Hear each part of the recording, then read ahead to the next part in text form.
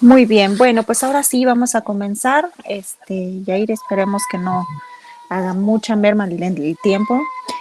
Voy a leer rápidamente una semblanza curricular para que conozcamos un poco mejor a nuestro ponente del día de hoy. Yair es licenciado en Letras por la Universidad Autónoma de Zacatecas y maestro en Literatura Hispanoamericana por el Colegio de San Luis. Sus últimos trabajos han versado sobre los conjuros amorosos, de los que ahora vamos a disfrutar, empleados en Nueva España durante los siglos XVI y XVII, así como sobre el cuento maravilloso de la tradición oral mexicana. Ha participado en varios congresos nacionales e internacionales de literatura e historia. Asimismo, fue becario del programa de estímulos a la creación y desarrollo artístico del Estado de Zacatecas, de Luis Fernando Lara en el Colegio de México y de Claudia Carranza en el Colegio de San Luis. Actualmente es becario de la Fundación para las Letras Mexicanas en la categoría de ensayo literario. Yair, muchísimas gracias y pues vamos a oír ya finalmente tu presentación. Sí, muy bien. Me hubiera gustado comenzar con algunas advertencias, pero creo que a pesar que por el tiempo que se ha consumido con este problema de Meet, entraré de lleno ya a la presentación. Entonces, como pueden ver la presentación, ¿verdad? Ok, excelente.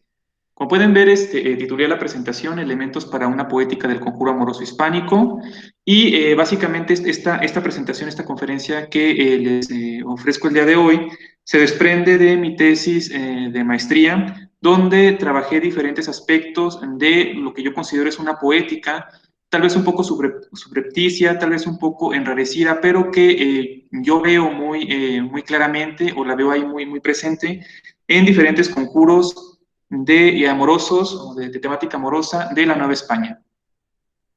Para empezar, bueno, ¿qué entendí por conjuro o a partir de qué definición de conjuro me guié para la elaboración de mi tesis?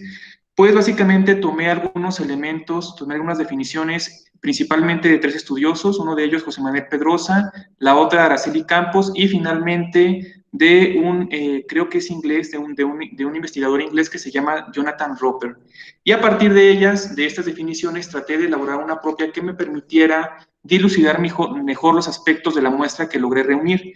Y por tanto, llegué un poco a la siguiente definición. A grandes rasgos, el conjuro puede definirse como una composición oral, a veces escrita, pero raramente, casi siempre en verso, de extensión variable que está dirigida a entidades o fuerzas sobrenaturales, a las cuales se suele coaccionar y en ocasiones también incluso rogar para que obren un cambio en la realidad a favor del conjurante, es decir, a favor de quien pronuncia estas palabras. Probablemente el rasgo más importante que distingue, o por lo menos yo así lo vi, al conjuro de otras manifestaciones cercanas como la oración y el ensalmo, es que el objetivo que éstas persiguen suele estar relacionado con la solución de problemas, ya sea del ámbito de los deseos o de las emociones, y además aquello que buscan concretar en la realidad suele ser considerado ya sea moral o religiosamente inaceptable, a diferencia de la oración y del ensalmo que tienen, digamos, objetivos más acordes con la doctrina religiosa, ya sea una función apotropaica o una función curativa. Entonces, a partir de esta definición de conjuro fue como guié, digamos, la elaboración de mi tesis, y también pude distinguir en el caso del conjuro amoroso, que está destinado justamente a solucionar algún problema en el plano de los afectos, distinguí dos tipos de conjuros. Un conjuro predictivo destinado sobre todo a desvelar el porvenir, que en ocasiones tiene algún tipo de matiz lúdico. Por ejemplo, se utilizaban conjuros para...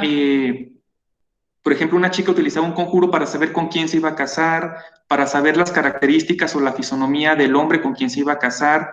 También, por ejemplo, en ocasiones el conjuro de las habas se solía utilizar con este fin, un poco con este fin, para saber si el hombre amado o la mujer amada iba a retornar a los brazos de su amante, si el marido en cuestión, por ejemplo, estaba engañando a su esposa con alguna otra mujer, o ese tipo de elementos, ¿no? Son conjuros destinados, como bien dice aquí, a desvelar el porvenir, a acceder al futuro, ¿no?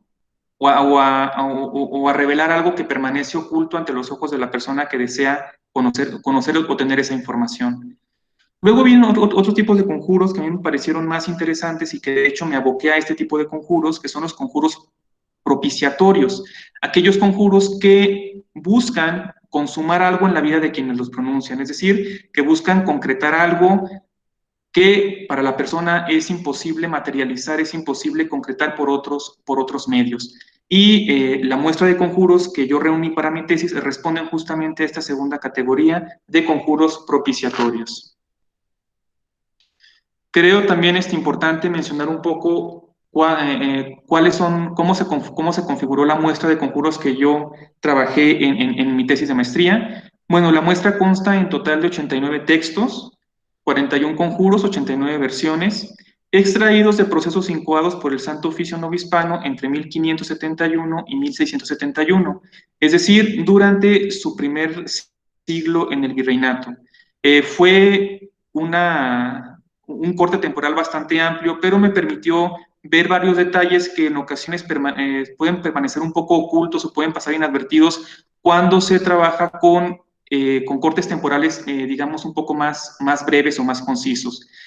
En este caso, por ejemplo, fue muy revelador que hay algunos momentos de este siglo, de este primer siglo del Santo Oficio de la Inquisición en territorio novohispano, donde en los procesos incoados por hechicería o por supersticiones aparecen muchísimos conjuros consignados, mientras que hay décadas o grandes periodos temporales donde en realidad la atención de los inquisidores parece haber estado volcada en otros temas y por lo tanto los procesos son muy escuetos y no se registran este tipo de supersticiones, ¿no? Este tipo de fórmulas verbales.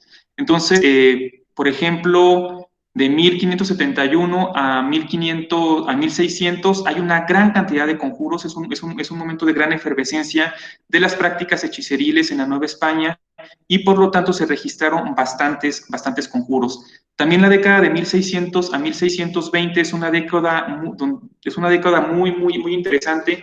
Hay también una gran cantidad de conjuros registrados, pero por ejemplo de 1620 a 1650, aproximadamente 1660-65, que es cuando se da la persecución de los judaizantes en la Nueva España, la atención del Santo Oficio está en eso y por lo tanto no le presta mucha atención a este tipo de denuncias, a este tipo de procesos y en ese momento casi no pude encontrar ningún conjuro ni amoroso ni de otro tipo.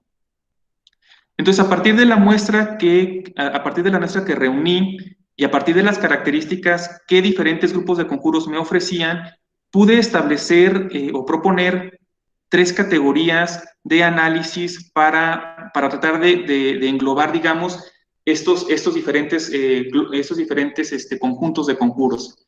Y las categorías que ofrecí fueron las siguientes: conjuros plenos, conjuros parciales y conjuros circunstanciales.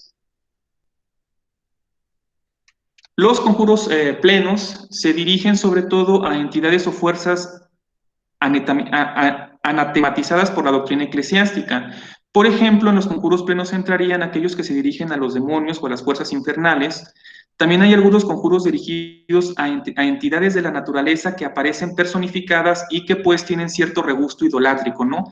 En este caso encontré, por ejemplo, conjuros dirigidos a las estrellas y a la luna, sobre todo a esas dos fuerzas, aunque, por ejemplo, Sirach Estopañán, en su texto sobre los procesos hechiceriles en Castilla la Nueva, también registra algunos conjuros que van dirigidos, por ejemplo, al fuego, que también en este caso entraría dentro de esta categoría, dentro de esta subcategoría.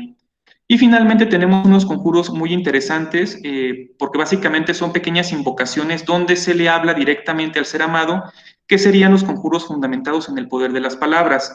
Y entonces, a partir de las características que encontré en estos conjuros, a los que denomino plenos, en cuanto creo que cualquier persona que los observa, cualquier persona que los puede leer, va a encontrar en ellos una adscripción genérica muy precisa. Pude encontrar rasgos de estos en los demás conjuros y a partir de eso elaborar esta categoría.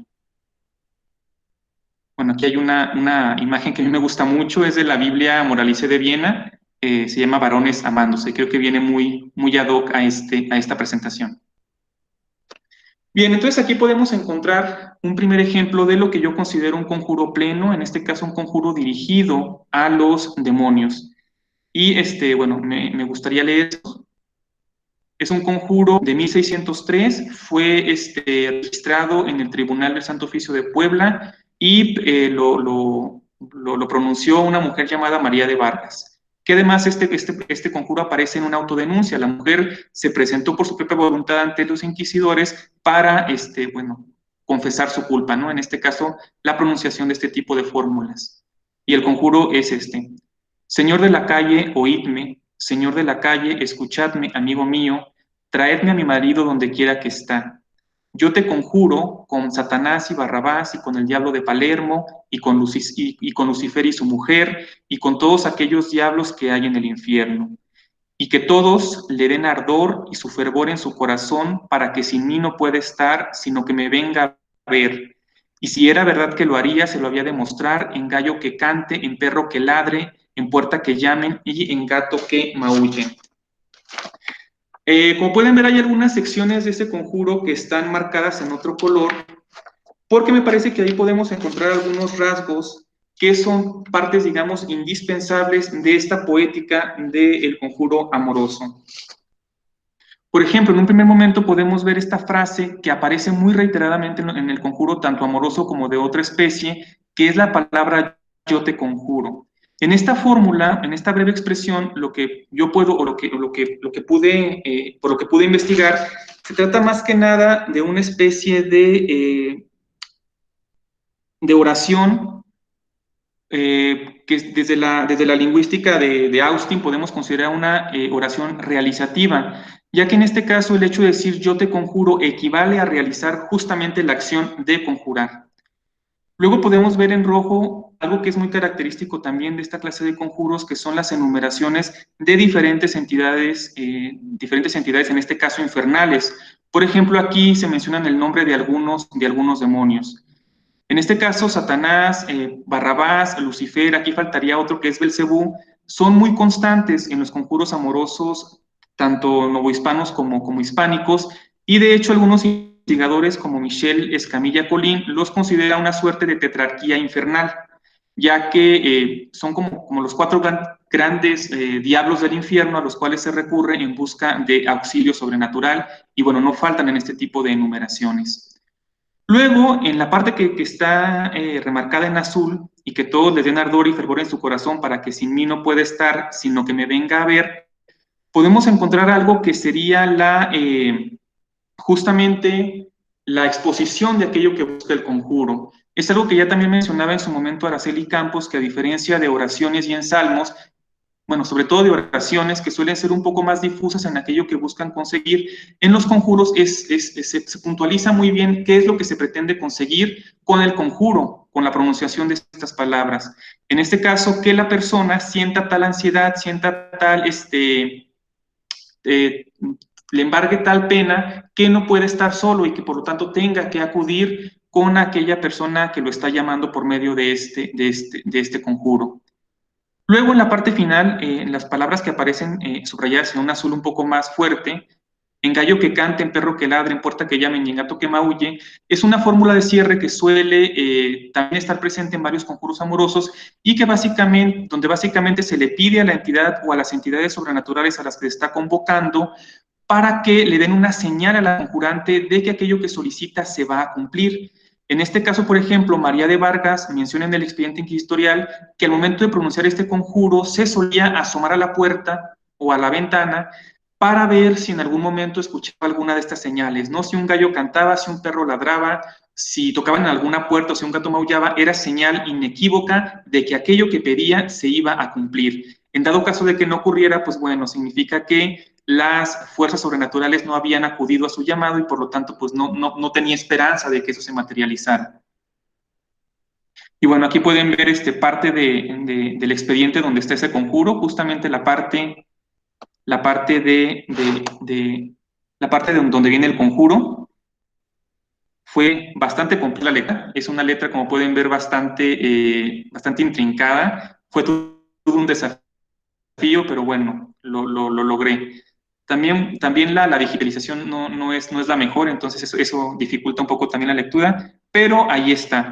También es interesante ver esto porque en ocasiones los conjuros aparecen en el expediente inquisitorial de esta forma, dentro del propio cuerpo del texto, y en ocasiones es muy difícil encontrarlos porque tienes que leer todo el expediente para poder encontrar dónde está el conjuro. En algunos expedientes, los amanuenses fueron bastante amables y se dieron a la tarea de subrayar por lo menos el conjuro. Eso facilita su localización, pero no siempre ocurre, y entonces hay que leerte todo el expediente para poder encontrar justamente dónde se anotó el conjuro. Luego aquí viene otro ejemplo de los conjuros dedicados a los demonios, de los conjuros plenos dedicados a los demonios. En este caso es un conjuro dedicado a una entidad muy interesante que se conoce como Santa Marta, bueno, Marta la Mala, más que Santa Marta, Marta la Mala, ¿no? Y además aquí este conjuro se encuentra hibridizado con otro que no encontré yo en los expedientes inquisitoriales, pero que Sebastián Cirac Estopañán sí registra en sus procesos hechiceriles, que es el del sedazo y el puñal, o de la soga y el puñal. Y bueno, aquí aparece, como les digo, fundido los dos conjuros. A los aires mido y a fulano veo venir, con una soga en la garganta, a la garganta y un puñal atravesado en su corazón. Viene diciendo a grandes voces, váleme, fulana de amor. No te quiero valer, traidor, tres tengo que te valgan, Barrabás y Satanás y Marta, ni la digna ni la santa, la que los mares pasa, los montes allana. A mí esta pequeña estrofa, este pequeño fragmento de la estrofa me parece muy interesante porque hace una diferenciación respecto a qué Marta se está dirigiendo el conjuro, ¿no? Hay una Marta santa, bondadosa, a la que los fieles le rezan en las iglesias, y hay otra Marta, una contraparte obscura, malévola, a la cual se está dirigiendo el conjuro. Entonces, me parece muy interesante esta diferenciación entre la Marta a la que no se dirige el conjuro y aquella a la que sí se dirige.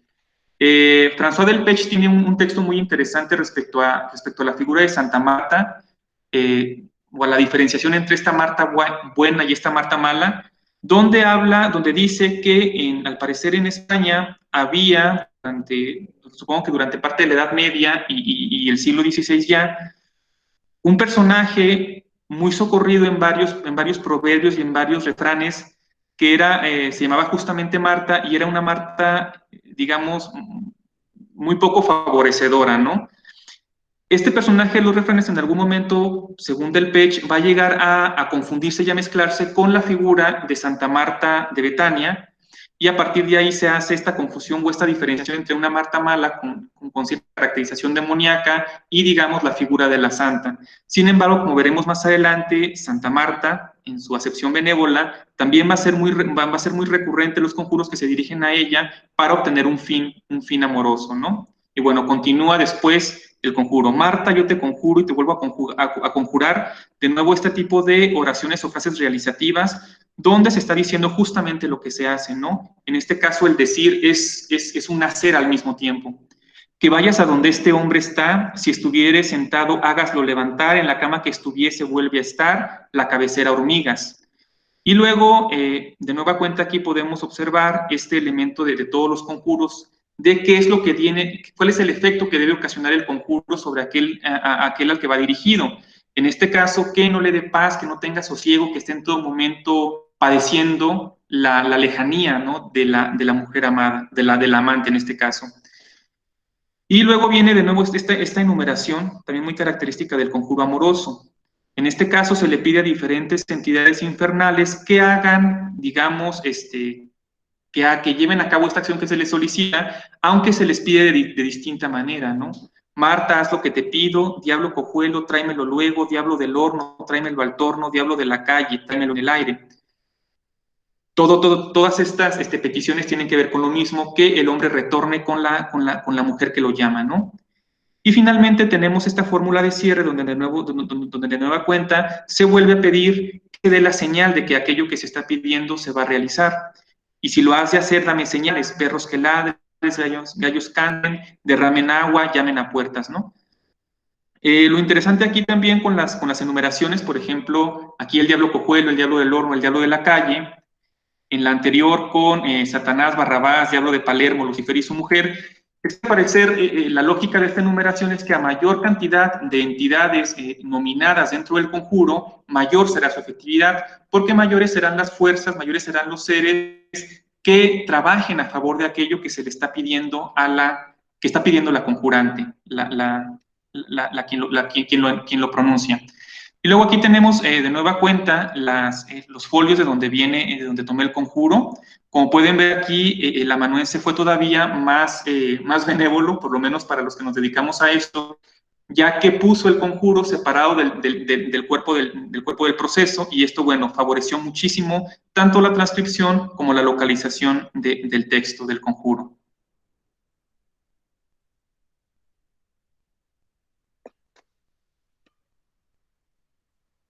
Luego aquí tenemos otro conjuro demoníaco, donde podemos ver exactamente las mismas características que en el anterior.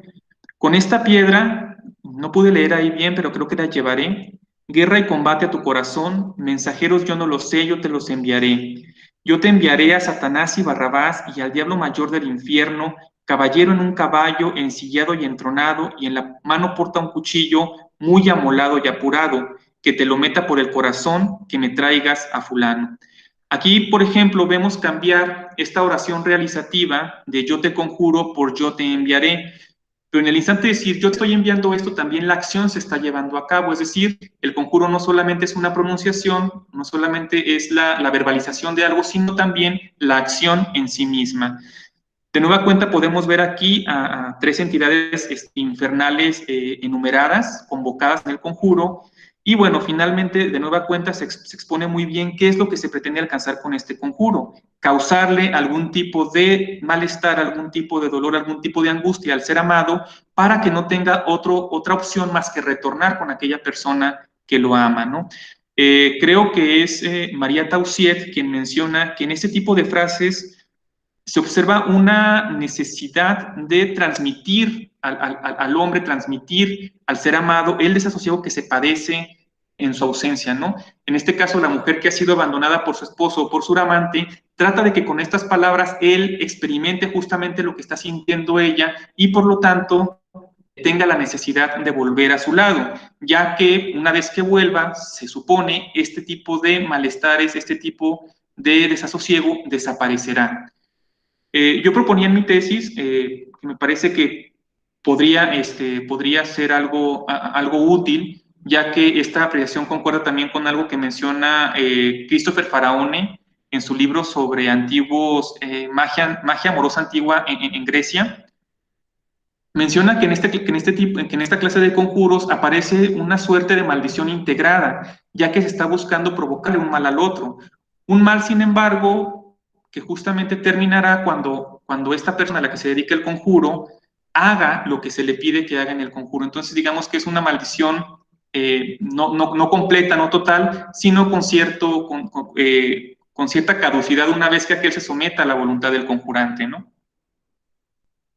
Luego llegamos a esta parte ya de los conjuros, ahora ya no dedicados a los demonios, sino dedicados a entidades de la naturaleza, donde les mencionaba que yo veo cierto grado de idolatría o cierto grado de cierto sustrato de las religiones precristianas que sigue vivo, ya que se le siguen haciendo peticiones o solicitudes a estas entidades, ya que se les considera que tienen el poder necesario para obrar a favor de las personas.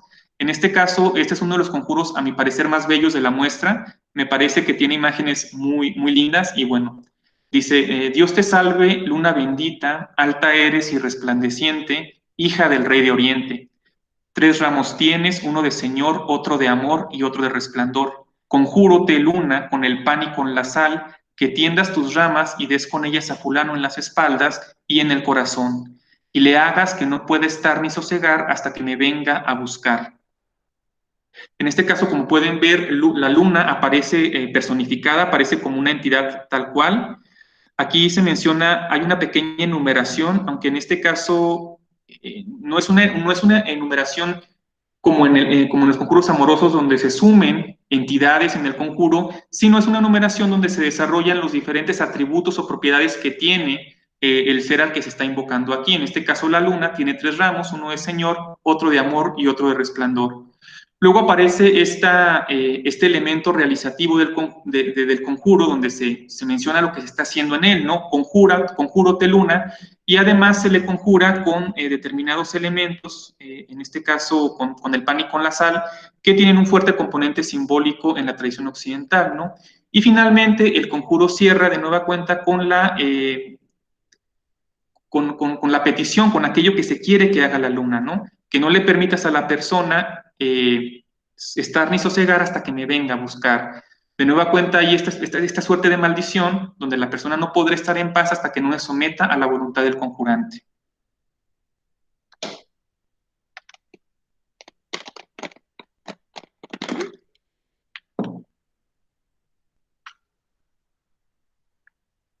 Luego tenemos este conjuro, también es muy interesante, sobre todo por esta parte en rojo que ahorita vamos a ver. Este conjuro en este caso también tiene una entidad natural personificada que sería la estrella y también comienza con esta suerte de oración realizativa, ¿no? Conjuro te estrella, la más linda, la más alta y la más bella que en el cielo estás. Y como te conjuro con la una, te conjuro con las dos, y como te conjuro con las dos, te conjuro con las tres. Y bueno, es una suerte de letanía donde se está repitiendo constantemente una misma fórmula, solamente que con ligeros cambios. Esto a mí me llevó mucho a lo que menciona tanto Paul Sumter como, bueno, respecto a las letanías, como Araceli Campos respecto al conjuro de esta poética un poco martillante, un poco fatigosa de este tipo de géneros, donde la repetición, bueno, constituye básicamente la base de toda su retórica. Y finalmente se pide de nueva cuenta muy explícitamente lo que se quiere, lo que quieren que la estrella haga, ¿no? Y todas 9 juntas os juntad, y en el muerte Olivetti entrad, y 9 varas de mimbre negro me cortéis, y donde Alonso Pérez estuviere, ahí no pude leer esa parte del documento, y atado me lo traeréis para que me dé lo que tuviere y me diga lo que supiere. Esta es otra fórmula muy empleada en varios conjuros, una fórmula de cierre muy empleada en varios conjuros, donde se le pide que el ser amado se lleve ante los pies de la conjurante, atado, ligado, completamente sometido, y que además la persona una vez que llegue con la conjurante, bueno, le dé todo lo que él tenga y además le diga todo lo que sepa, ¿no? Aquí también es muy interesante porque se supone que es el conjuro dirigido a la estrella más linda, más alta y más bella. Sin embargo, como pueden ver en esta parte de la repetición, lo que hace también es convocar a otros 9 luceros, aparte del lucero al que va dirigido la estrella, para que ayuden a esta estrella principal, ¿no?, a cumplir con su cometido, con lo que se les demanda. Luego también me encontré con esta versión del conjuro de la estrella. Me parece una versión muy interesante, ya que la fórmula de cierre se vuelve todavía más explícita, de hecho se extiende mucho, mientras que el cuerpo del conjuro se ve un poco reducido, ¿no? Estrella doncella, la más alta y la más bella, encomiéndote a Dios. Aquí la palabra, bueno, encomiéndote a Dios, por lo menos para mí supone también una suerte de oración realizativa, de frase realizativa, ya que al momento de decir te encomiendo, pues está realizando la acción, ¿no? A Jesucristo, mi Señor, por 12 apóstoles que en su reino son. El río Jordán pasé, en la huerta de amor, huerta de amor las 3 varitas de amor miré, todas 3 las cortéis y en el corazón de fulano las hinquéis. Y luego viene la fatigosa, la larguísima fórmula de cierre donde queda muy, muy claro qué es lo que se pretende lograr con este conjuro, ¿no? Que no lo dejar comer, ni beber, ni dormir, ni cenar, ni con cuantas mujeres hay en el mundo contento tomar, ni negra, ni mulata, ni casada, ni viuda, ni soltera, hasta que me venga a ver y a hablar, dándome lo que tuviese, diciéndome lo que supiere, de todos aquellas y aquellos que más le dijeren de mí, le parezcan siervos y siervas del monte, yo María del Norte. Además termina con esta frase de yo María del Norte, donde de alguna forma se está evidenciando, ¿no?, la persona que está diciendo el conjuro. No sé si al decir María del Norte se refiere a la persona que pronunció el conjuro, que no creo porque es Juana Díez y Catalina de Viveros quienes supuestamente conocían este conjuro, pero no he encontrado a quién podría referirse, a quién podría hacer referencia este nombre de María del Norte. No lo he encontrado hasta el momento. Y sí me tiene un poco desorientado. Me gustaría saber si es algún personaje que de alguna forma le dé mayor potestad o mayor poder a la pronunciación del conjuro. Y finalmente tenemos estos conjuros a los que yo denominé fundamentados en la fuerza de la palabra, ya que son conjuros cuya lógica parece obedecer al hecho de que si algo se pronuncia con la suficiente vehemencia, con la suficiente fuerza, el mundo no puede permanecer como incólume ante esa vehemencia, ante esa fuerza, ante ese deseo, y por lo tanto se concretará aquello que se pide, ¿no? Pongo esos tres ejemplos, además son conjuros muy breves, la mayoría de ellos son meras invocaciones, es decir, no tienen un desarrollo tan complejo como el que sí tienen el resto de los conjuros plenos. El primero, por ejemplo, Juan o Diego u otro nombre, donde quiera que tú estés, ni te tengo carta escrita ni con quién te la enviar, ni puedas sosegar, ni en cama acostar, ni en silla sentar, hasta que conmigo vengas a estar. De nuevo, esta transmisión del desasosiego de la persona que pronuncia el conjuro a aquella que debe, pues, digamos, acatar las órdenes, ¿no? Luego viene breve texto, que es muy interesante porque además es uno de los pocos donde se describe el ritual con el cual se debe pronunciar. Dice: Diego, si no comes sal, no vengas donde yo estoy. Se supone que la persona que le brinda que le enseña este conjuro a Juana de Luna, que es la persona en cuyo proceso se encuentran estas palabras, le recomendó que abriera un huevo por la parte de arriba, le echara sal y se lo comiera, y una vez que consumía el huevo, debía pronunciar estas palabras. A mí me llama mucho la atención este conjuro porque funciona por una especie de negación, ya que Diego come sal, ya que es imposible que Diego no consuma sal en su dieta habitual, es imposible que no vaya, que no acuda al llamado de Juana de Luna en este caso, ¿no? Pero bueno, en este caso también la fórmula verbal tiene que estar sostenida o tiene que ir a la par del ritual. En el resto de los conjuros, sin embargo, no siempre aparece el ritual, simplemente se especifican o se registran las palabras. Luego viene este otro, también muy interesante, que está en latín, además en un latín muy extraño, es et modraque siraque pervertite et conciliate in nomine Sinaí. Lo pronunció se pronunció en el proceso contra doña Felipa de Ataide, natural de Lisboa y vecina de la Ciudad de México. Ella mencionaba que este conjuro se debía decir o recitar justamente antes de dormir, y creo que con la almohada sobre la cabeza, un poco como guardar el eco del conjuro abajo de la almohada, y una vez terminado de pronunciar, recostarse sobre él. Esto para mí tiene algo de sentido porque, por lo que pude averiguar, almodraque significa almohada, o es algo similar a una almohada. Entonces, bueno, es un poco como externar el deseo que se tiene antes de dormir, para una vez que se ha pronunciado, pues esto tenga mayores posibilidades de concretarse, ¿no?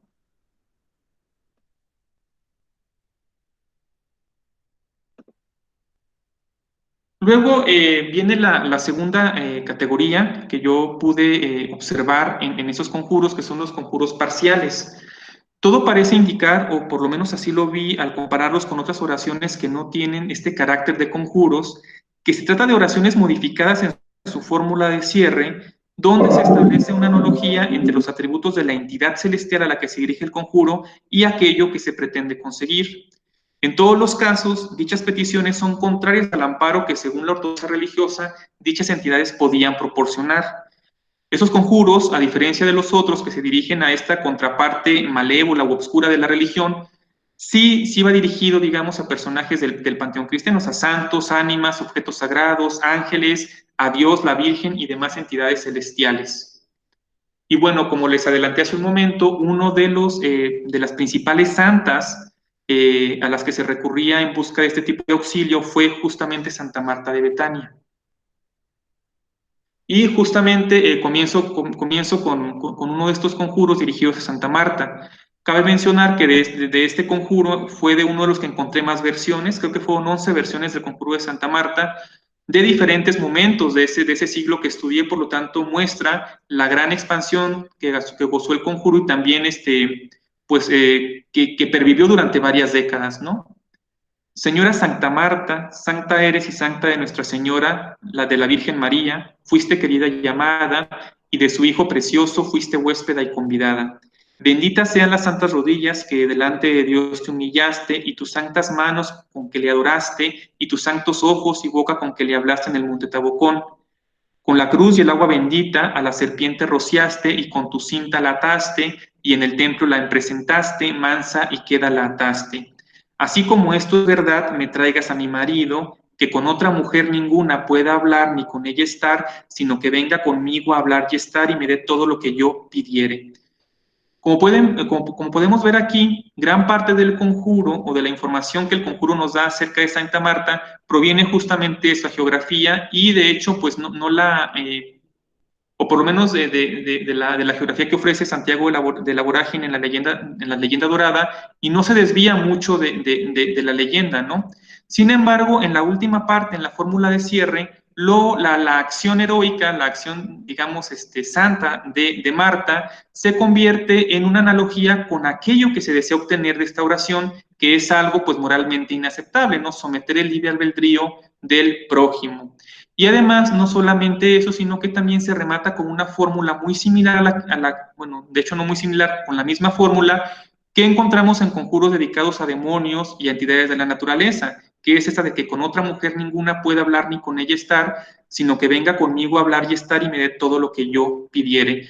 No sé si se puede hablar aquí de una cercanía muy grande entre, digamos, una oración y un conjuro, o bien que estas clases de oraciones ya eran consideradas en sí, digamos, que tenían como este potencial de convertirse en conjuros, sobre todo pensando en lo que menciona, creo que es Aurelio González, respecto al romance y al corrido, que hay algunas fórmulas que suelen ir de un género a otro por la cercanía que tienen. En este caso, por lo menos lo que yo observo es que esta fórmula de cierre viene a subvertir todo el contenido pío, todo el contenido sacro que se tiene en el resto del conjuro, ya que el hecho de que Santa Marta haya podido dominar, haya podido domeñar a este ser demoníaco que es el dragón, se convierte en la analogía justamente para aquello que desea la conjurante, que es ver a su marido atado, a su marido sometido, ¿no? Entonces, una acción buena se traduce en la lógica del conjuro en algo, digamos, negativo o moralmente inaceptable. Aquí, por ejemplo, tenemos otra versión del conjuro de Santa Marta. Es muy similar, de hecho, el conjuro tiene una estabilidad bastante interesante, varía muy poco de una versión a otra. Simplemente en ocasiones se añaden detalles en esta parte un poco narrativa donde se enumeran las acciones del santo, que Jonathan Roper llama historiola, ¿no? Señora Santa Marta, digna sois y santa de mi Señor Jesucristo, querida llamada, huéspeda y convidada. Por las puertas de Macera entrastes, con los caballeros encontrastes, señora Santa Marta, por el monte Taloncón entrastes, a la sierpe encontrastes, con el hisopo de agua la rociastes, con la cinta de la Virgen María la atastes, al pueblo la llevastes y a él se la entregastes, mansa, leda y queda. Y de nueva cuenta esta analogía entre la acción sacra, entre la leyenda, digamos, tal cual, y aquel objetivo no tan moralmente aceptable que se buscaba conseguir. Así como esto es verdad, os suplico me traigas a fulano, y allí entre paréntesis declarando la persona de quien se quería traer, manso, ledo y quedo, atado y ligado de sus pies y de sus manos y de cuantos miembros en su cuerpo son, que no puede estar ni reposar hasta que a mí venga a buscar. De nuevo esta fórmula del conjuro introducida, incardinada en el conjuro, en la oración, ¿no? Lo que la vuelve bueno, le da una naturaleza diferente a la que tendría habitualmente. Otro conjuro, en este caso me parece que es un fragmento, creo que el conjuro era un poco más extenso, pero la declarante, en este caso Teresa de la Paz, no recordó más que esta parte del conjuro. Con uno de los clavos, bienaventurada Santa Elena, deis a mi marido en la cabeza porque se acuerde de mis quejas, con el otro le deis en el corazón porque se acuerde de mi amor, con el otro le deis en las espaldas porque se acuerde de mis palabras. Y además esto de que se acuerde de mis quejas, se acuerde de mi amor y se acuerde de mis palabras, es también una fórmula que suele usarse mucho en otra clase de conjuros, por ejemplo, dedicados a los demonios, donde se le pide a ellos que claven objetos punzantes en diferentes partes del corazón del ser amado. Aquí de nueva cuenta la leyenda de Santa Elena se mantiene bastante fiel a su geografía, ya que se cuenta en ella que ella descubrió la cruz de Jesús en Israel y además los 3 clavos con los que se clavó, ¿no?, a Jesús en la cruz, y se supone que con ellos también obró algunos milagros. Entonces se recupera esta parte de la historia sacra, de la leyenda, pero se le da este matiz un poco más turbio, de que con ellos logre someter la voluntad del prójimo, ¿no? Luego tenemos este otro conjuro dedicado a San Silvestre de Montemayor. Señor San Silvestre de Montemayor, el que ligaste a la draga y al dragón y a la doncella y al varón, así liguéis a fulano y me lo traigáis como humillaste al toro bravo que en la carrera se os humilló. Que lo liguéis de pies y manos y de ojos y de corazón para que venga a mi llamado y a mi mandado y a mi amor. De nueva cuenta aquí, la historia de San Silvestre nos dice que logró demostrar la verdad de la doctrina de Cristo, reviviendo con la palabra de Dios a un toro, y después sometió también a una bestia, a un dragón que aterrorizaba a un pueblo.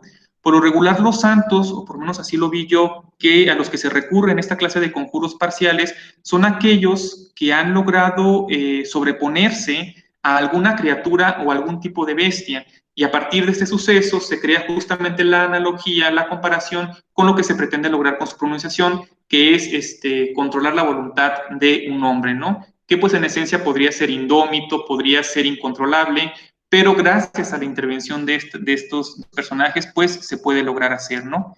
Y de nuevo aquí en azul podemos ver la reiteración de esa fórmula de cierre, ¿no? Luego viene esta otra, es muy extensa, no la leeré toda porque me queda poco tiempo, donde se dirige al ánima, en este caso al ánima sola, es decir, aquella ánima que se encuentra en el purgatorio por la que nadie reza y la que nadie se acuerda, y por lo tanto a ella hay que rezarle porque está ansiosa de conseguir misas, de conseguir que se acuerden de ella y por lo tanto salir pronto del purgatorio, ¿no?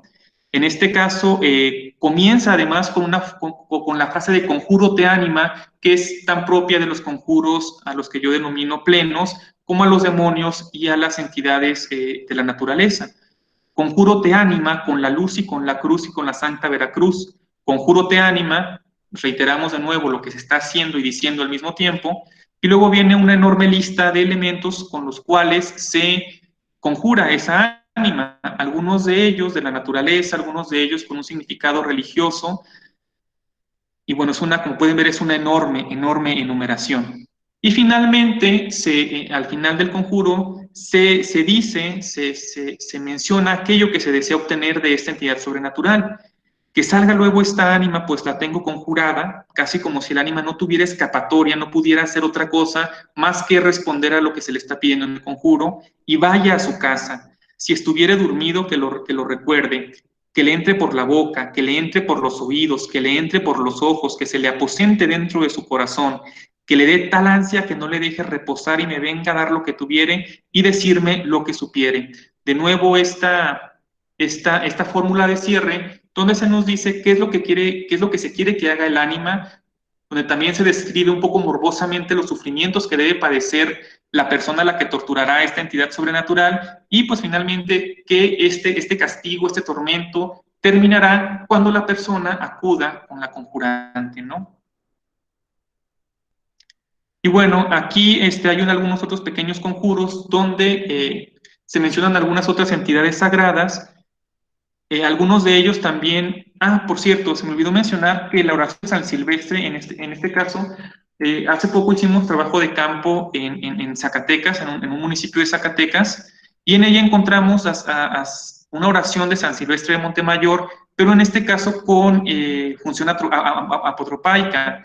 Se utiliza sobre todo para alejar a hechiceros, a brujas. De hecho, en la oración se menciona así: San Silvestre del Montemayor, que ligaste a la draga y al dragón, no permitas llegar a mi cama a bruja, hechicera ni hombre malhechor. Entonces se ha conservado, digamos, la tradición de orarle a este santo, aunque ahora con otro tipo de objetivos, ¿no?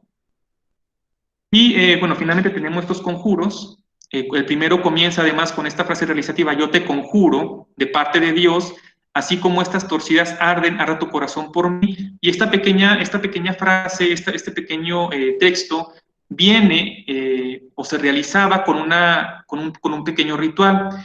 Y era que la mujer, después de haber tenido coito con el esposo, debía untar unos lienzos de algodón con el semen del marido y luego quemarlo en una vela o en un mechero mientras pronunciaba esta oración, ¿no? Aquí podemos ver algo de la magia homeopática, en este caso, bueno, también de decontaminación, en el caso de que quemar algo que le pertenecía o que proviene del ser amado, de alguna forma tendrá un efecto en esta persona. Y bueno, el fuego como metáfora del amor, bueno, si las torcidas empapadas de su semen arden, pues su corazón arderá de amor por la persona que está realizando el acto, ¿no? El ritual. Luego viene este otro conjuro, que ya lo habían mencionado, me parece que en la conferencia que dictó la doctora Campos. Bueno, una versión más breve, pero al final de cuentas es el mismo conjuro. Con 5 te azoto, con 2 te ligo y te ato, tu sangre te bebo, tu corazón parto. Conjúrote con Dios y con esta cruz, que me quieras, me ames como el alba a la luz. A mí me sorprende mucho que se utilice una palabra como conjuro, justamente apelando, ¿no?, a Dios, que será la persona que haga posible que esto ocurra. Este pequeño conjuro además me parece muy interesante porque muestra un poco más de saña en la parte del con 2 te ligo y te ato, ya que no solamente es ligar y atar, también es con 5 te azoto, tu sangre te bebo, tu corazón parto, que es algo que aparece en varios de estos conjuros, que son conjuros, digamos, en cierta medida violentos, en cierta medida muy explícitos, ya que describen situaciones dolorosas, situaciones de angustia, situaciones de pena que deben padecer las personas a las que se dirigen. Y bueno, finalmente tenemos este otro, que solo a mí me quiera, tápale los ojos, cerrádselos, para que a nadie vea ni a nadie más que a mí me quiera, que de la sangre de mi Señor Jesucristo, echadle 3 gotas en su corazón, traédmelo, Señora, otorgádmelo, Señora. Aquí podemos ver que no hay varios de los elementos que sí aparecen en los demás conjuros. Sin embargo, de nuevo, la petición queda muy clara: para que a nadie vea ni a nadie más que a mí quiera. Es decir, el conjuro busca que la atención del hombre se encuentre centrada en todo momento en aquella persona que está pronunciando esto. Y finalmente, bueno, en el cierre, con estas exclamaciones: traédmelo, Señora, otorgádmelo, Señora. Yo supongo que al momento de mencionar señora se refiere a la Virgen. En el conjuro no se menciona en ningún momento a quién va dirigido. Sin embargo, me llama la atención el verbo en imperativo: traédmelo, otorgádmelo, ya que la mayoría de los verbos, a diferencia de lo que ocurre con los conjuros dirigidos a demonios y a entidades de naturaleza, aquellos que aparecen en los conjuros parciales son más petitorios, más rogativos y no tanto imperativos. Sin embargo, aquí la orden está muy presente, ¿no? Traédmelo, Señora, otorgádmelo, Señora. Y finalmente los últimos conjuros, que de hecho no sé si se puedan denominar así, serían a los que yo llamaré conjuros circunstanciales. Ya que no se trata en el sentido estricto de conjuros, más bien de oraciones que a partir de las funciones atribuidas o del marco ritual donde se pronuncian adquieren un carácter similar al conjuro, ya que buscan en este caso someter el amor del otro. Y aquí tenemos uno de esos ejemplos. Es un conjuro destinado a San Antonio de Padua. Gran parte de lo que se cuenta aquí corresponde de manera precisa con su hagiografía.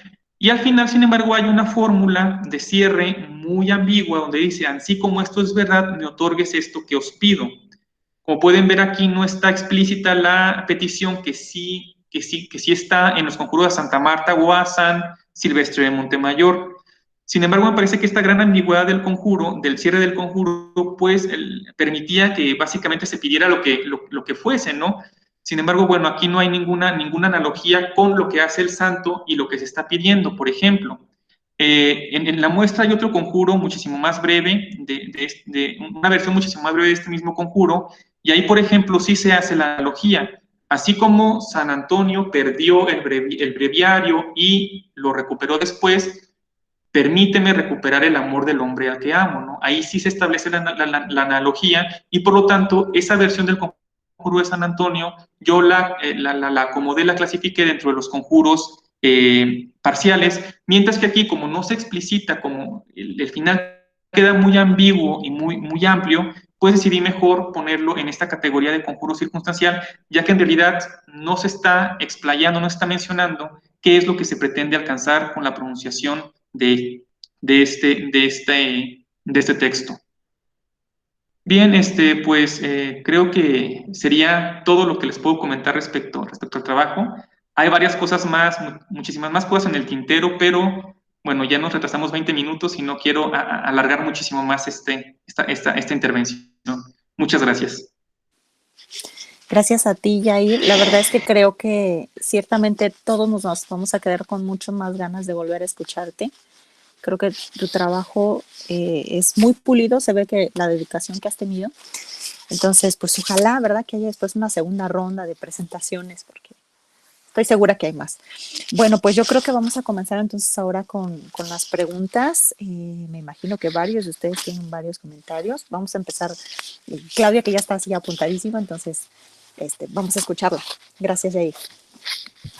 Bueno, muchas felicidades, Jair. Una presentación muy concisa de un trabajo que en efecto fue amplio y bastante grande, y además que se quedó, según recuerdo, con bastantes temas todavía pendientes, ¿no?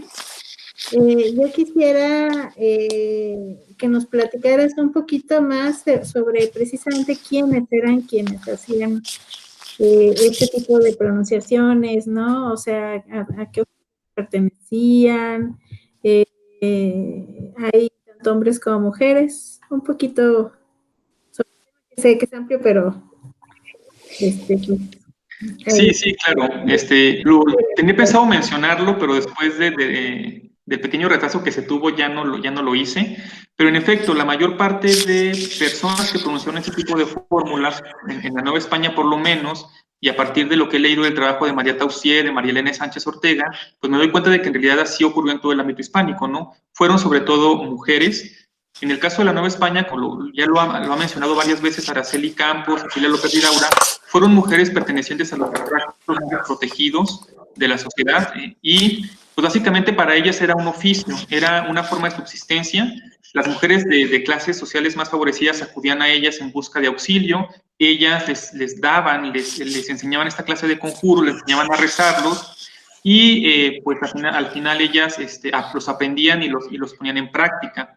Sin embargo, también ocurrió algo muy interesante en este aspecto, y es que al final hay una especie como de nebulosa, hay una especie ahí como de ambigüedad, porque las alumnas se convertían a su vez en maestras, transmitían el conjuro a otras mujeres, entonces ahí se perdía un poco digamos, el origen, ¿no? De dónde provenía el conjuro, quién lo había enseñado por primera vez, porque era una comunicación incesante entre muchas mujeres que padecían, digamos, estos mismos problemas, ¿no? Al final de cuentas, las infidelidades, el amor, la violencia doméstica, era algo que se padecía, o por lo menos así parece, en todos los sectores de la vida colonial. Entonces, todas las mujeres, o muchas mujeres en algún momento, podían llegar a usar esta clase de textos, de conjuros.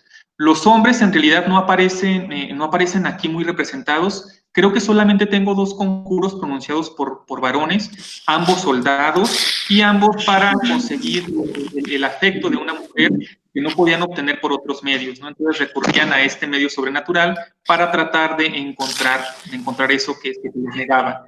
Sin embargo, hay algo que yo noté, y es que a diferencia de los conjuros usados por mujeres, que son muy específicos y que tienen sobre todo este ámbito, los conjuros utilizados por hombres son más vastos. Digamos que con ellos se pretendía lograr muchas cosas pertenecientes al ámbito de lo masculino. Conquistar mujeres, ser un buen vaquero, huir de la justicia, encontrar riquezas, ¿no? Eran conjuros, digamos, más vastos que atendían situaciones más diversas que los tan puntuales que podemos presenciar en esta muestra, ¿no? Muchas Sería gracias. esa, y también otra cosa importante mencionar es que todos estos conjuros son de raigambre hispánica. En realidad en ellos no pude localizar ningún elemento que perteneciera a las tradiciones indígenas del país o a la tradición africana. Todos son versiones muy fieles a las que, por ejemplo, registra Sebastián Silaga Estopañán en España y también María Tauziet. No difieren en nada, ni hay incorporación de elementos de los otros grupos sociorraciales de la Nueva España. Jair, un favor, ¿podrías apagar, bueno, desconectar tu presentación Claro. para que nos veamos un poco mejor? Muchas gracias. Yo tengo alguna cosa, comentario con esto que estás haciendo de población indígena, pero voy a dejar primero que te sigan las preguntas. ¿Alguien más por ahí? No los veo muy bien a todos en la pantalla, entonces si alguien quiere hacerle una pregunta o comentario de Jair, adelante, por favor. Yo quería comentar, bueno, la verdad es que el material es fabuloso y además muy bien presentado. Las imágenes las has seleccionado, Jair, perfectamente, estaban realmente muy, muy bien seleccionadas. Y bueno, hay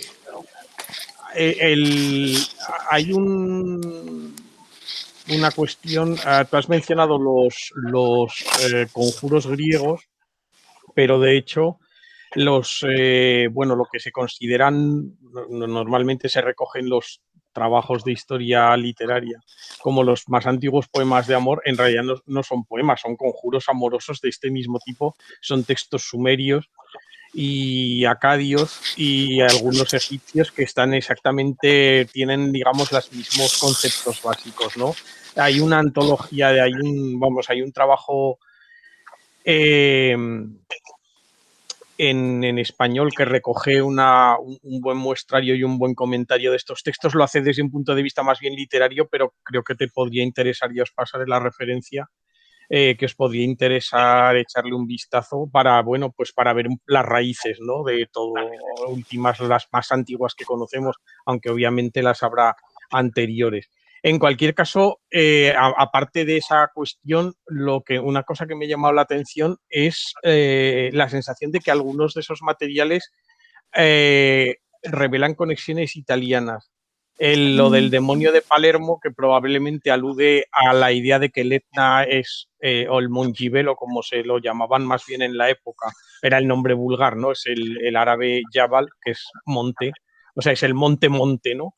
El Mongibelo o el Etna, que es el nombre clásico que es con el que ha pervivido, se consideraba tradicionalmente una de las bocas del infierno. Entonces es posible que eso del demonio de Palermo esté relacionado con eso. Y luego la mención del Olivetti en lugar del Jardín de los Olivos, eso es italiano directamente, o sea, ahí no hay vuelta de hoja, ¿no? Es Oliveto, es olivar, y Olivetti es el plural. Entonces, da la sensación de que en algún momento esto ha ido de viaje hacia Italia, luego ha vuelto a la península y luego ha cruzado el charco, lo cual es realmente, es una hipótesis de trabajo. Habría que intentar documentarlo y que yo sepa, los materiales sicilianos y napolitanos no se han estudiado. Yo al menos no me consta. Pero bueno, sería una cosa que habría que, en el futuro al menos estar atentos a ver si alguien de por allí se ha dedicado a eso, ¿no? Y bueno, eso me ha parecido muy curioso. Y luego hay y respecto de lo del yo te conjuro con Dios.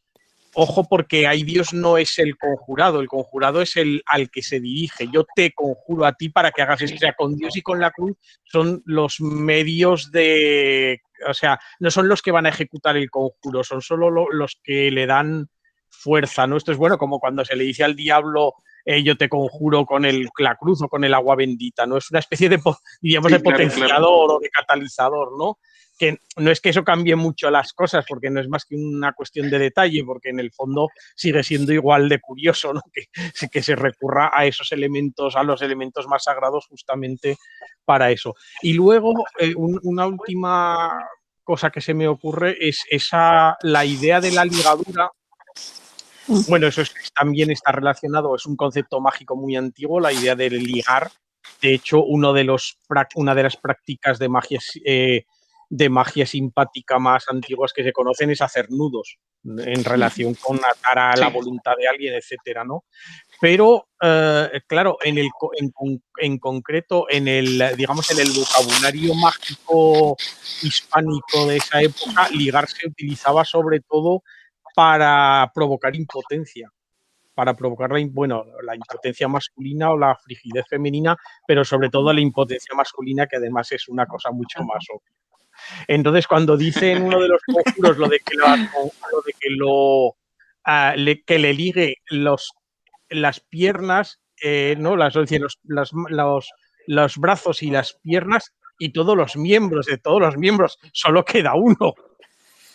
Es decir, por ligar. Dejarlo inmovilizado hasta que vuelva.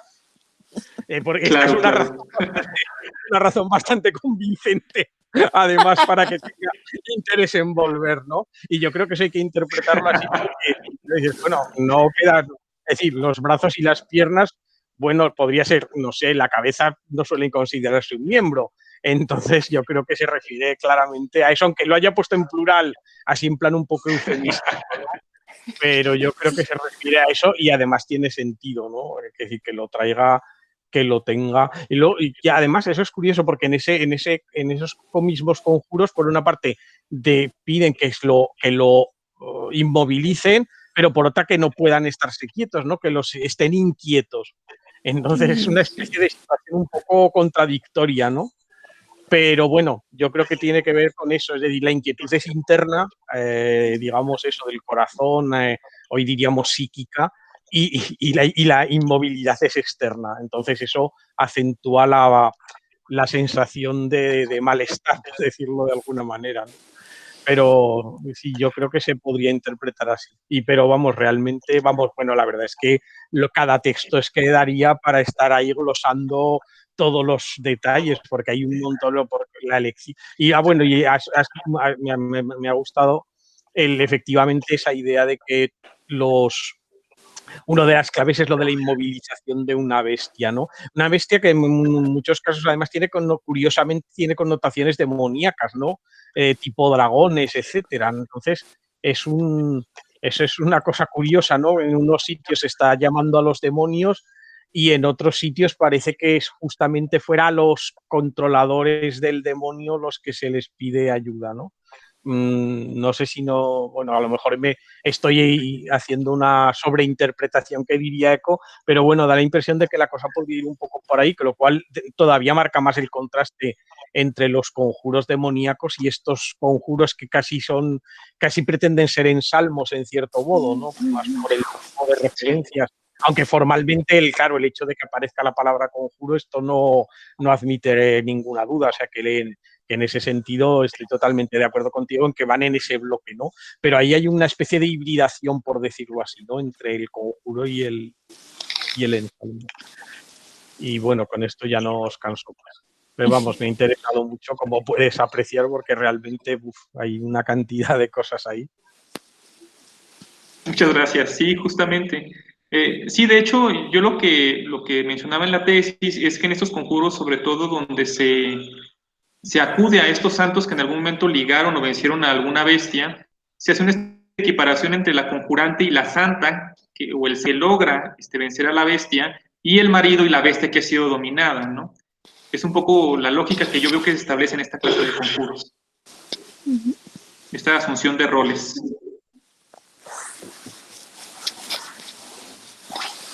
Muy bien, ¿alguien más? ¿Alguien más quiere hacer algún otro comentario, preguntarle algo a Yair? Adelante, por favor.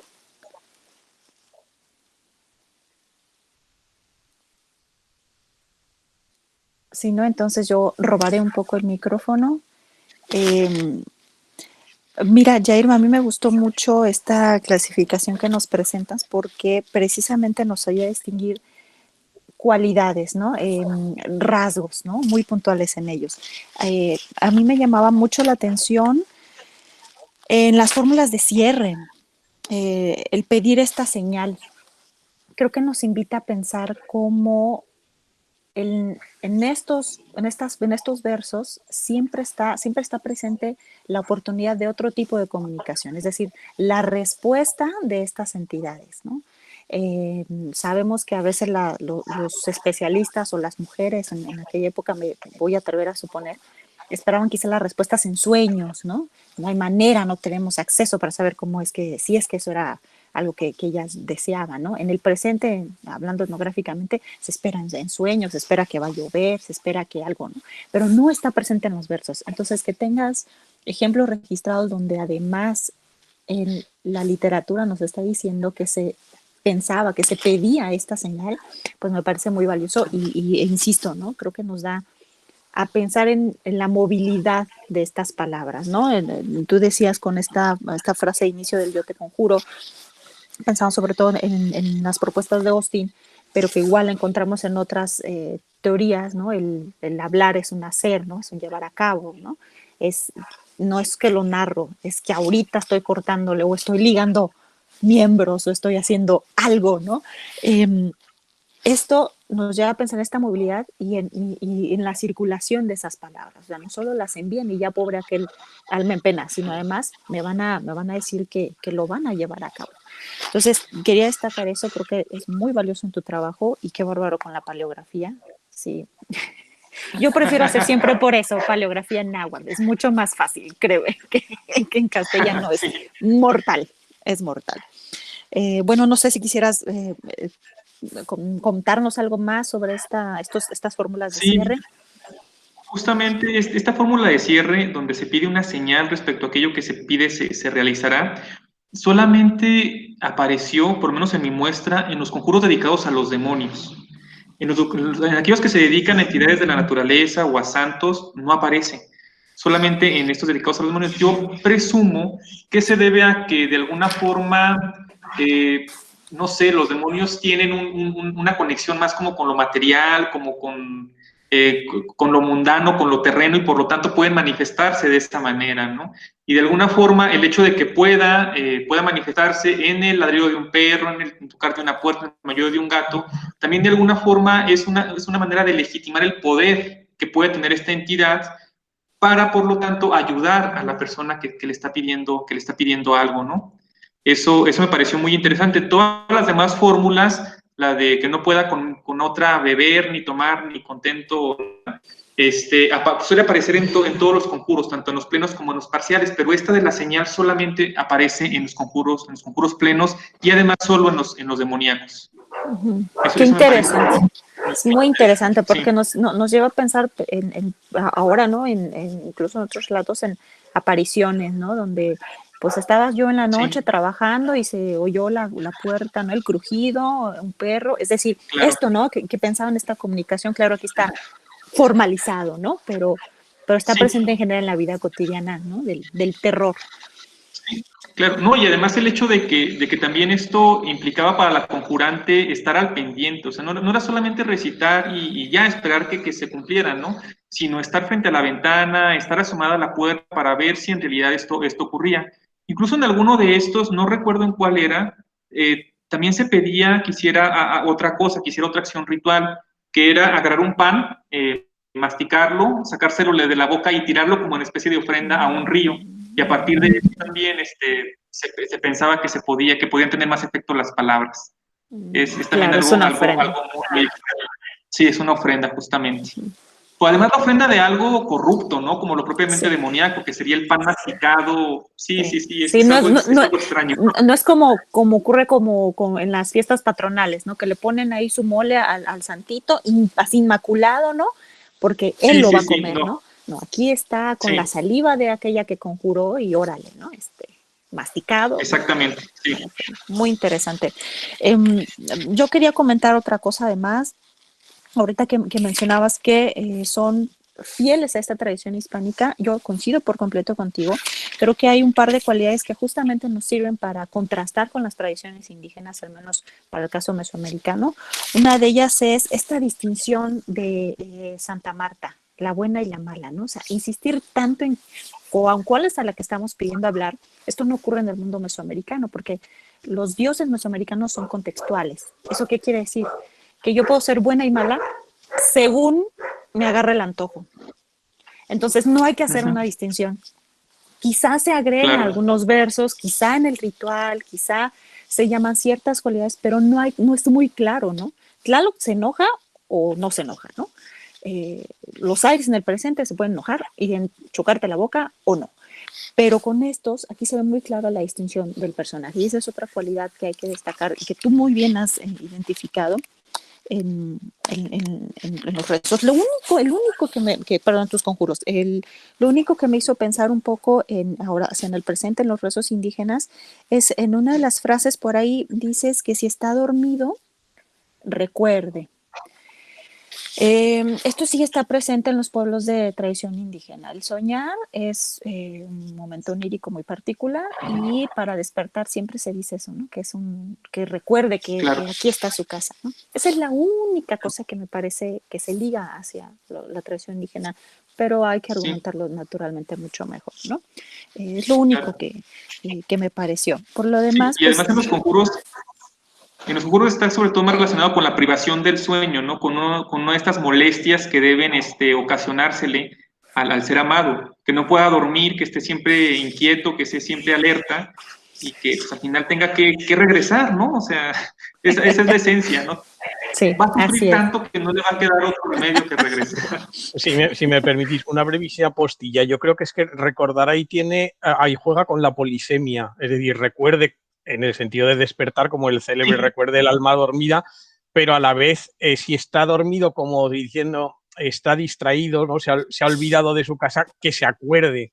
O sea, me da la sensación de que podría estar jugando, habría que ver en cada caso concreto, porque a lo mejor no en todos los casos encaja ese doble sentido, pero al menos en alguno de ellos me da la sensación de que sí, de que por un lado es efectivamente lo que estás diciendo, es decir, que no pueda estar, pero por otro lado, esa idea de si está dormido, o sea, como se le ha olvidado esto, no está, entonces que recuerde, que despierte, o sea, que recobre la conciencia, vamos, ¿no? Por decirlo de alguna manera, la conciencia de que tiene una casa a la que volver, con lo cual estaría jugando con el doble sentido del verbo recordar, ¿no? Así es, y sería igual muy preciso para la tradición indígena, justamente cuando alguien padece susto, que se ha perdido su alma por ahí, le dicen eso. Acuérdate que aquí está tu casa, acuérdate que, o sea, sigue jugando con esos mismos sentidos, ¿no? Independientemente del origen, se empatan muy bien, ¿no? Y sospeches que más bien empataron muy bien con las mismas preocupaciones, aunque no eran muy claras, pero eran compartidas en distintos pueblos, ¿no? Y esa es la idea que me daba con este verso que nos presentaste. Pero sí, va en el mismo sentido que dice Alberto, ¿no? Deja de andar pensando en otra cosa, ¿no? En otras mujeres y vente para acá, ¿no? Que sería lo justo para el caso de los conjuros amorosos, ¿no? Muy bien, ¿alguien más? ¿Alguien tiene algún comentario por ahí que se quiera animar a decir? Porque la verdad es que hay todo, como dice Alberto, cada frase, las características de los personajes tremendas, ¿no? La jerarquía, ¿no? De naturaleza. Perdón, Claudia, ¿querías decir algo?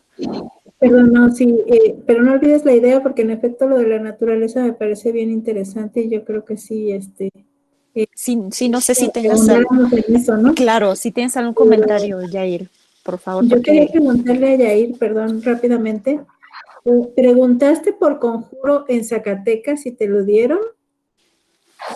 ¿Cómo le hiciste para que te lo dieran? No, pregunté por oraciones para ahuyentar malos espíritus, para ahuyentar brujas, y me dieron esta oración silvestre de Montemayor. Lo interesante es que conserva los dos primeros versos del conjuro, San Vicente de Montemayor, que ligaste a la draga y al dragón. No ves que a la cabecera de mi cama llegue bruja, ni hechicera, ni hombre malhechor. Algo así va. Entonces se conserva esto, que es un poco también lo que vimos en un momento con el conjuro de con dos te miro y con dos te ato, que se conserva tal cual el conjuro, pero ahora tiene otra función, ¿no? Que es el de ahuyentar y evitar que las brujas hagan sus fechorías, ¿no? Que creo que lo registraron en un trabajo de campo de los que se hicieron en el Colegio de San Luis, aquí en San Luis Potosí, de hecho. Sí. Esta refuncionalización del conjuro, ¿no? En este caso. Gracias, Jair. Así es, no, tienes toda la razón por contarnos esa apreciación, porque ciertamente las personas pues la van a utilizar según los fines, ¿no? En donde sea necesario, y tienes razón, en el Conjuro con Dos Temirios es muy claro, ¿no? En el centro de México hacia Morelos, pues tiene el mismo uso que acabas de comentar, ¿no?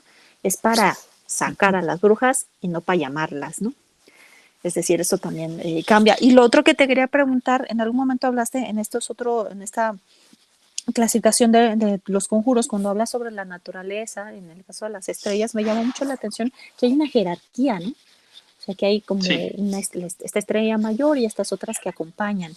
No sé si tienes algo más que contarnos, porque sería igual Sí, de interesante. hecho es algo que ocurre sobre todo en los conjuros a los demonios y los conjuros a las estrellas, que siempre el conjuro va dirigido hacia una entidad en particular y luego se menciona toda esta especie de cohorte que la sigue, que la ayuda a realizar aquello que tiene que hacer, pero siempre hay uno que tiene una jerarquía, o por lo menos así lo vi yo, una jerarquía superior.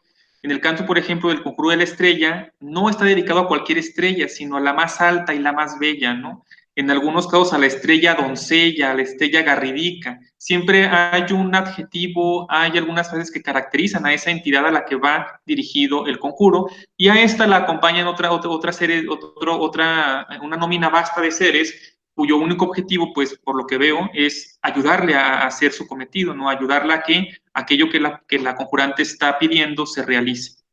Por ejemplo, en los conjuros dedicados a los demonios, el conjuro el demonio al que va dirigido siempre aparece en la primera línea. Señor de la calle, señor compadre, diablo mayor o quien sea. Y luego ya sí se mencionan el resto de las entidades demoníacas en otra parte, en otro apartado del conjuro.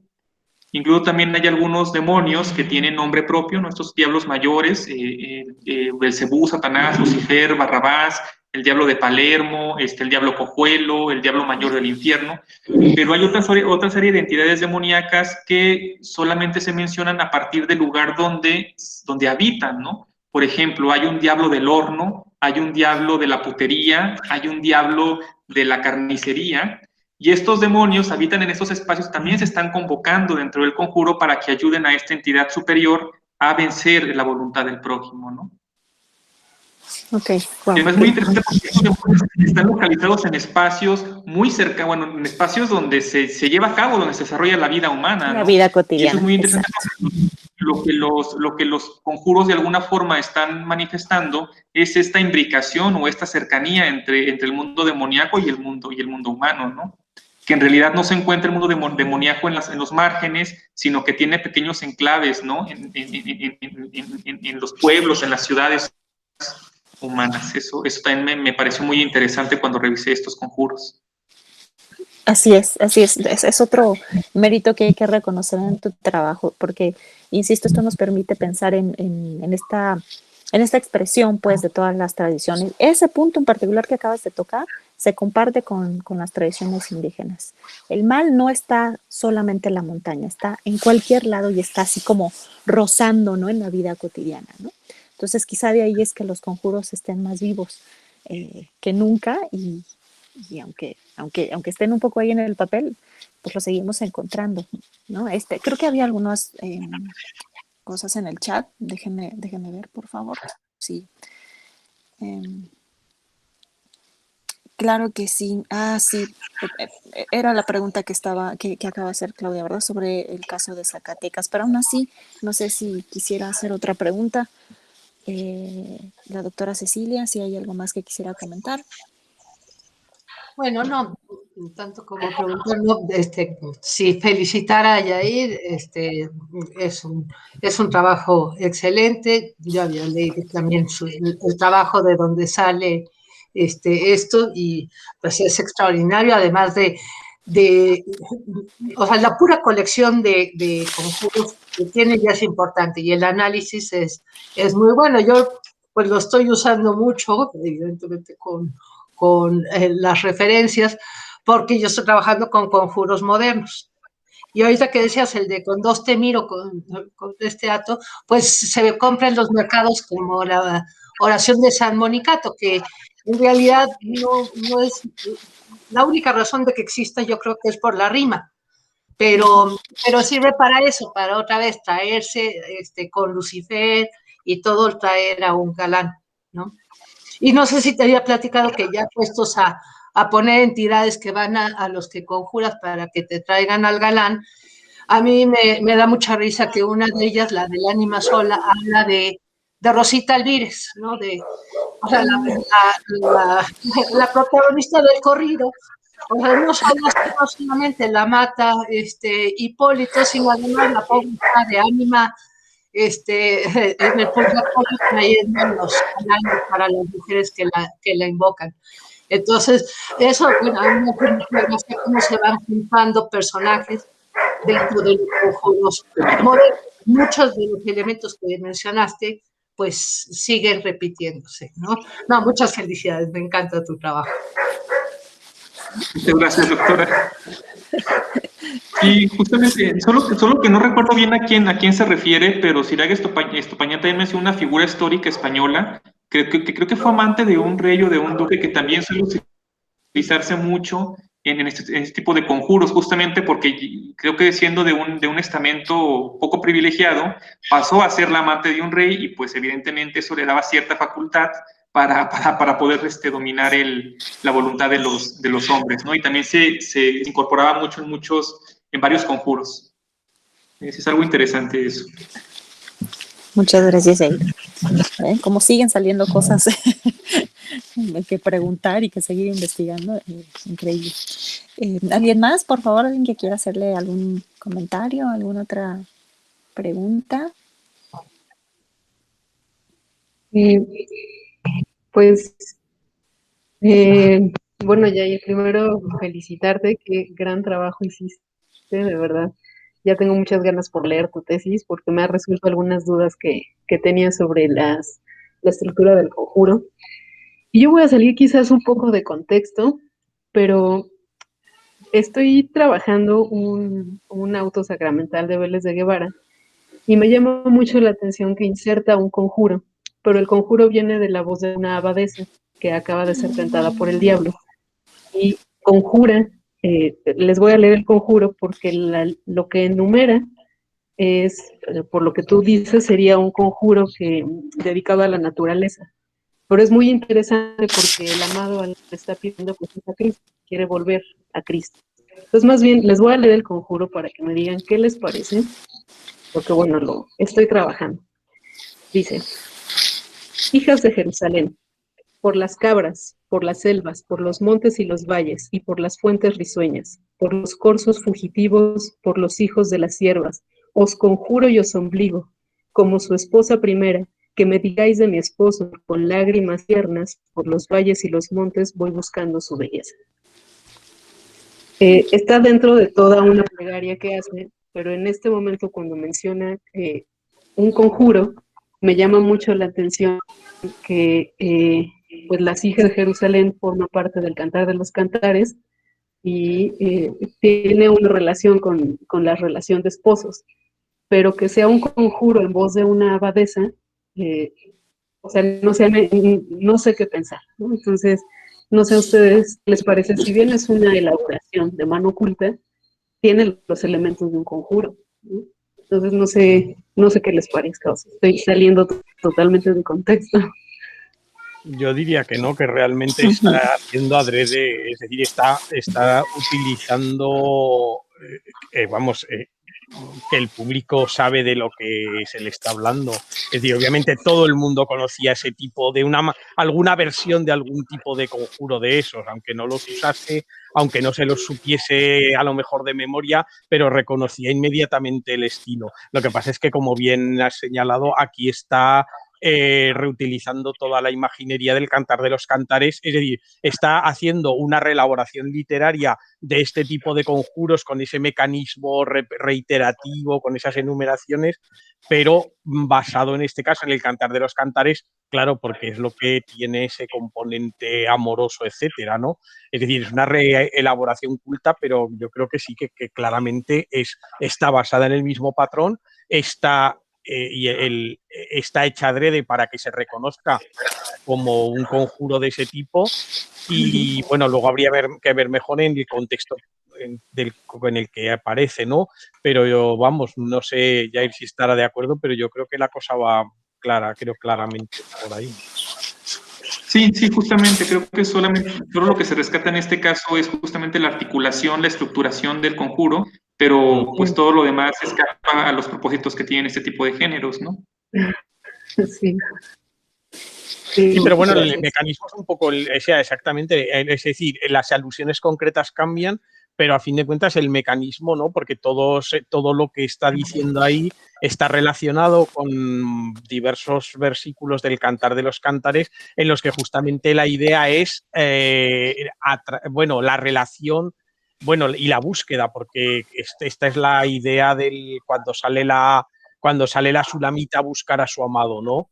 Que es una de las cosas que luego retoma San Juan de la Cruz en el Cántico Espiritual, ¿no? Cuando dice lo de por fuertes y fronteras, etcétera. Es la idea de ir buscando, la amada que va buscando al amado que es esquivo en el caso de la experiencia mística, porque cuesta llegar a esa experiencia, y en estos otros casos, pues porque el otro se escapa directamente, ¿no? Pero es decir, la idea fundamental es la misma. Es decir, lo único que está... Claro, sí, es un conjuro amoroso, solo que utilizando el texto amoroso por excelencia de la Biblia, que es el Cantar de los Cantares, y por lo tanto reelaborado en clave culta, pero con los mecanismos básicos exactamente los mismos. O sea, vamos, el ejemplo es realmente muy bueno. Yair, ¿quieres comentar algo al respecto? No, solamente que me parece interesante cómo esta clase de manifestaciones, pues justamente llegaron incluso a, pues tal vez no cautivar, pero sí a llamar la atención de autores cultos, ¿no? Al grado de que, pues, recrean este tipo de géneros, ¿no?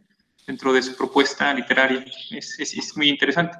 También, por ejemplo, bueno, solamente mencionar, hace poco releí el Quijote y me sorprendió mucho encontrar varias menciones a estos demonios, ¿no? A los demonios mayores, a Barrabás, a Satanás, en varios pasajes, por ejemplo, en el escrutinio de la biblioteca, donde el ama y la sobrina del Quijote dicen, es que estos libros son de Satanás y de Barrabás, ¿no?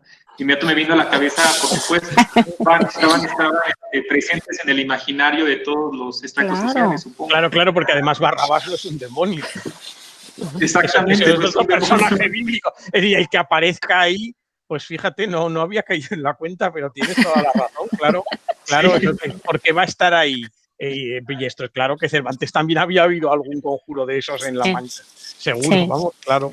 Sí, completamente de acuerdo. Sí, es cierto. Hay varios ejemplos por ahí en la literatura, exacto, que retoman o recrean, ¿no? Algún conjuro porque saben quién va a leer o saben quién va a estar mirando ese texto, ¿no? Entonces es otra forma de dialogar con los lectores, ¿no? Es muy interesante, la verdad. Ahorita que hiciste el Quijote me acordé en varios pasajes donde dice, es que está conjurado, lo conjuraron, o por ahí algo en una plaza. Ahora no tengo claro en la mente el pasaje concreto, pero sí está presente. Entonces, qué bonito ejemplo, Mara.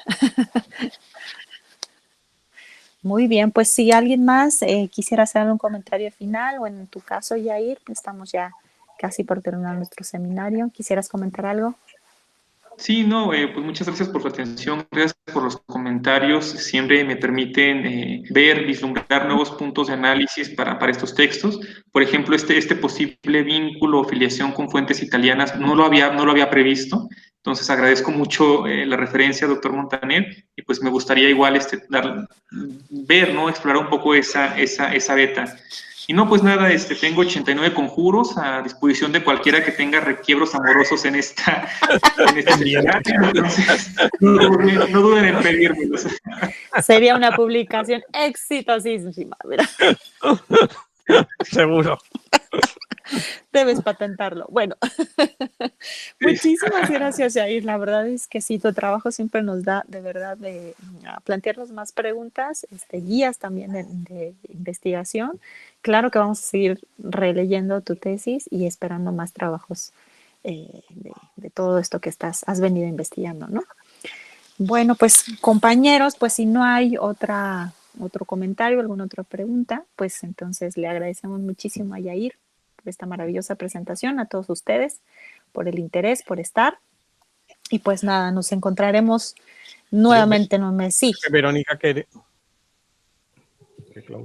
Miren, es que más bien yo quiero dar 2 avisos que son comerciales. Primero que nada, el Congreso de Máscaras del Espanto, que se va a producir por internet. Y pues, si quieren, luego les mando la liga. Y también que Carmen va a dar un curso, taller, pero no va a enseñar cómo. Eso cabe aclararlo. Sobre medicina tradicional. Sobre el, conjuros, ensalmos y rezos en la tradición indígena mexicana, sí. Bueno. Quieren anotarse también, pues ya está la información en la red, pero les podemos mandar también de Blue Jeans para su pues muchas gracias.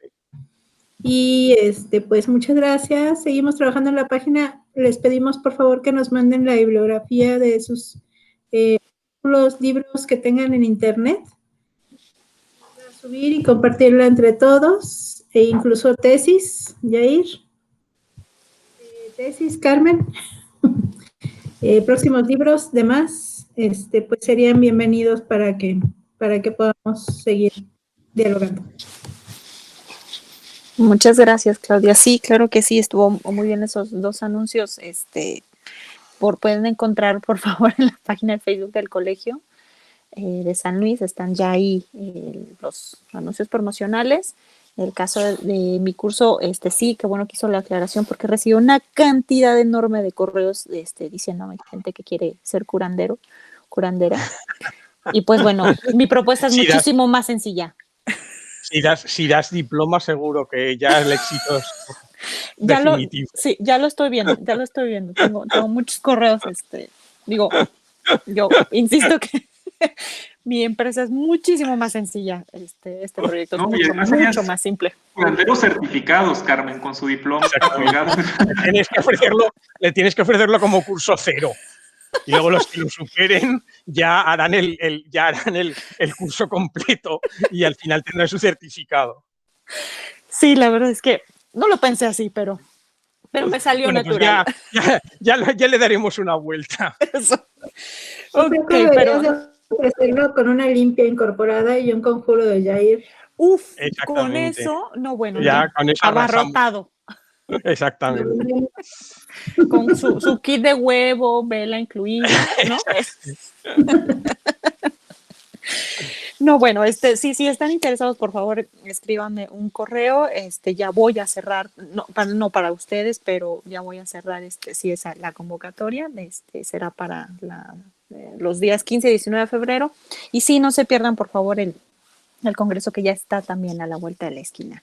Por favor, denle una vuelta. Y bueno, pues entonces, si ahora sí no hay algo más, alguien más, perdón.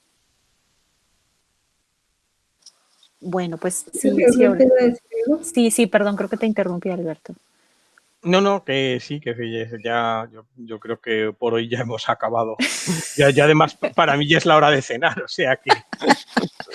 Sí, ya estamos, ya ha terminado nuestro seminario, como siempre, muy grato. Hasta el próximo día. Y bueno, mientras tanto nos vemos en lo de las máscaras del espanto. Claro que sí, allá nos encontramos entonces. Bueno, pues un abrazo a todos y nos miramos. Muchas felicidades, Yair, y gracias a todos. Muchas gracias, un gusto. Felicidades, hasta luego. Hasta luego.